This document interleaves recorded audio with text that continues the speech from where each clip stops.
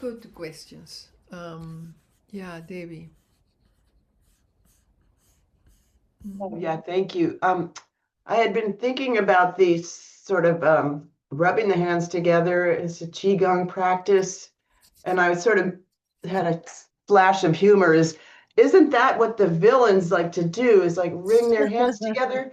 And then you taught us this massage today, and I thought to myself, 30 years ago, when I was just raging depression and anxiety or whatever, I used to catch myself wringing my hands. And that was something even pointed out to me by a very close friend is Beck, oh, when you were in your 30s, you had all these emotional difficulties, and it's like you wring your hands all the time. And I'm thinking, our body must know that it needs some kind of hand massage. So Right. that just like really made validated for me that somehow my body was searching for that safety. Maybe I didn't do it exactly right, but now I'm knowing there was nothing pathological Of about course it, it was right right? because your body was trying to come back to some sense of coming back home by you just giving yourself this sense of touch. Because what happens when we are fearful or depressed or whatever, a lot is has to do with our thoughts and emotions, so we are more towards our head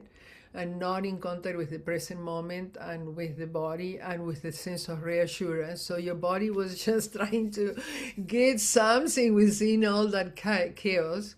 And that's also what we do in the course. So for that's called embodying safety, because we know through polyvagal theory and through neuroscience that when we have very difficult situations, sometimes it's momentary trauma, sometimes we live in a really difficult relationship or situation or whatever, our nervous system sense that we are feeling unease, that we are feeling tense, and so the body tries to protect us by either sending more energy, nervous energy to fight or flight the problem, which doesn't always help us, because if we don't know what's causing it, if we don't know what's triggering us, then we just feel that bottled energy, but we don't know what to do with it. Or and sometimes oscillating, it brings us into shutdown, because okay, you are feeling, so overwhelmed, maybe in the shutting down, the different forms of shutting down, there is a dissociation, depersonalization, sometimes total, shutdown of even fainting. So how do you come back out of that? Well, first, you trust your body. Now that you know your body is always your friend and is always trying to help, it just doesn't, it only has certain range until you start giving it more possibilities. Oh, okay, here we go again. I thought I was going to be able to be calm, but here I am again. It's fine. It's fine. Yeah, it's a time to remember what can I use to come back to myself with some kind of peace. How can I help you? I know I can help you. This is you talking to your body and your mind.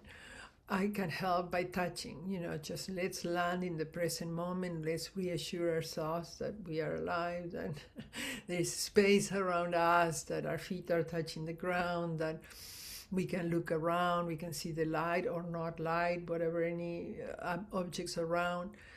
And then the breath, which is just so important, is another way of sensing your body. And then all these different specific points and massages that can help a lot. Another one that you might like to practice, this two more that you might like to practice on these holidays. One is this one.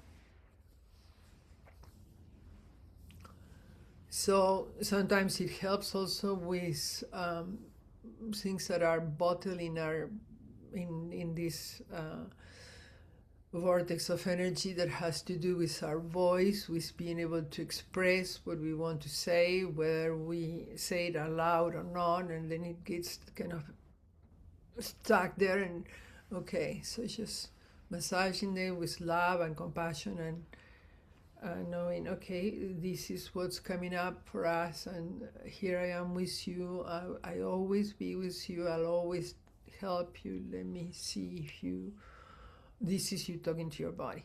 Uh, Here, let's see if this helps. And sometimes, you know, you even some is released. You have burps, or you have a sense of relief, or whatever. So this is a great one. And then another one that's very important and is about this relation between our heart, the ways we feel, and of course our thoughts and emotions and all that.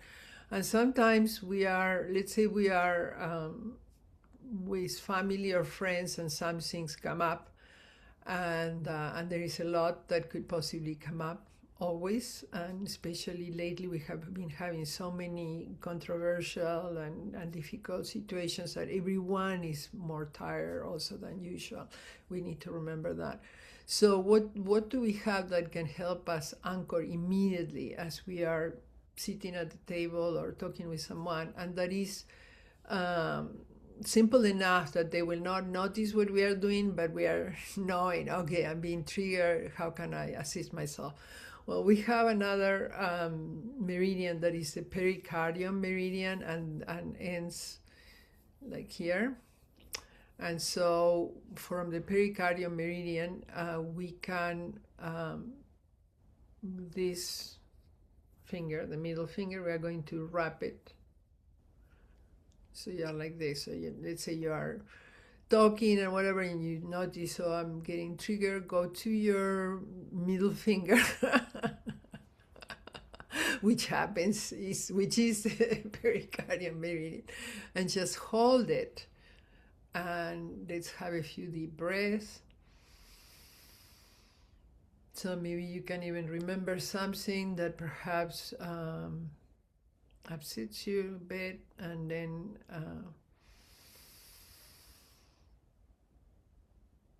with your right hand wrapping around your middle finger of your left hand, and maybe squeezing it a little bit with reassurance that, okay, we can deal with this. Inhaling, exhaling.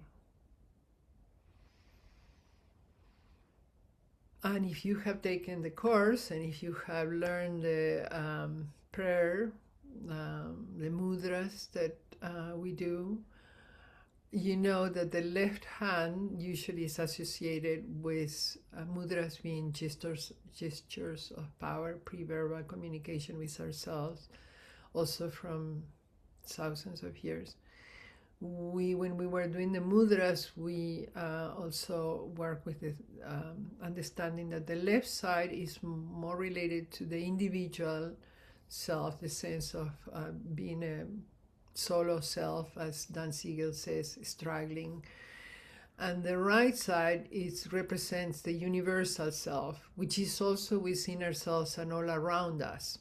And so with the right hand, we reassure the left. We give a little squeeze in this practice. In the prayer, we ask for guidance, and we say, you guide the way, and so the right is on top, and then I follow your guidance, and then the left accepts the guidance and is on top. So just remember this gesture,